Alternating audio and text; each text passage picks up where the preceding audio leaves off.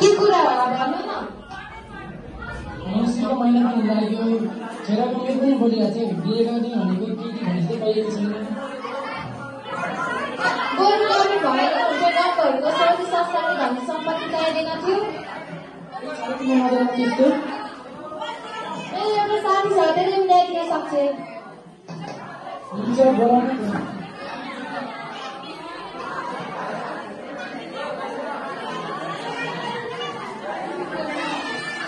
Hello Ganga, हाम्रो घर आउने एउटा सानो सल्लाह गर्नु छ।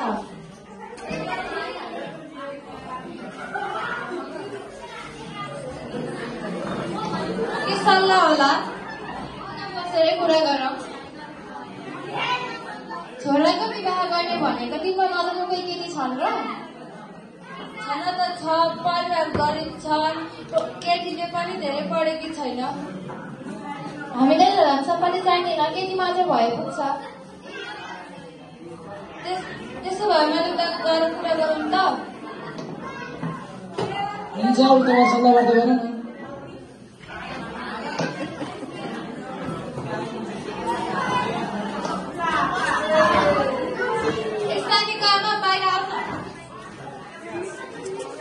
ओहो, आज कताबाट आयो? के काम होला? एउटा सल्लाह थियो। कस्तो सल्लाह हो? एउटा राम्रो खानदानबाट कुरा आएको थियो। के कुरा हो भन न त। एउटा राम्रो परिवारबाट केटी खोजिदिनु भनेका थिए। केटा पनि राम्रा छन्, सहरमा घर जग्गा पनि छ। केटाले राम्रै गरी पैसा कमाउँछ। ओहो, परिवार त धनी रहेछ, हामी गरिब पर्यौं। छोरीलाई धेरै पढाउन सकेका नि छैनौ, सम्पत्ति दिन सक्दैनौ, सम्पत्ति पो खोज्ने हुन् कि? केही दिन पर्दैन रे, छोरी दिए मात्र पुग्छ रे। त्यसो भए म घरमा सल्लाह गर्छु नि त। हुन्छ, त्यसो भए हामी पर्सि परिवार लिएर केटी हेर्न आउँछौँ है त। हुन्छ।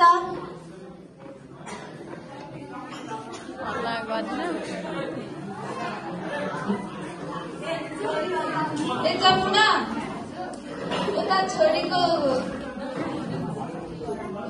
माग्न गएको कुरा पक्का भयो। पर्सि परिवार लिएर छोरी माग्न जानुपर्छ है। ल हुन्छ, त्यसो भए म घर गएँ है त। हुन्छ।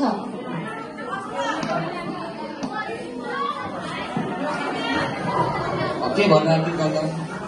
छोरीको हात माग्ने कुरा लिएर आए कि? छोरी अहिले सानै छ, छोरी मान्छे नमानेर हुन्छ। यति राम्रो परिवारबाट कुरा आएको छ, सहरमा घर रहेछ, हामीले राम्रोसँग पढाउन सकेका नि छैनौ, खाना लाउन दिन सकेका नि छैनौ। दिदीको बिहे गर्ने होइन, अहिले उमेर सानै छ। चुप लाग त, जान्ने हुन्छस्?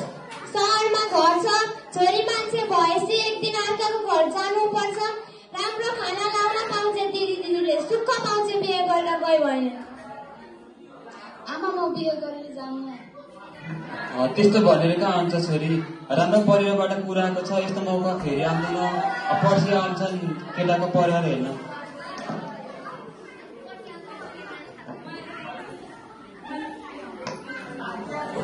नानी जाउँ त, अहिले रेडी बनाइदियो, आज केटी हेर्न जाने हो। हुन्छ आमा। ए गङ्गा, हाम्रो घर आऊ त, आज केटी हेर्न जाने।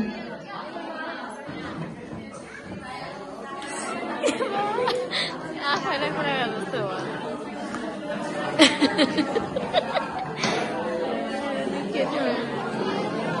हजुरलाई आज केटी हेर्न जाने ल, तयार केटी हिँड्नुहोस् न।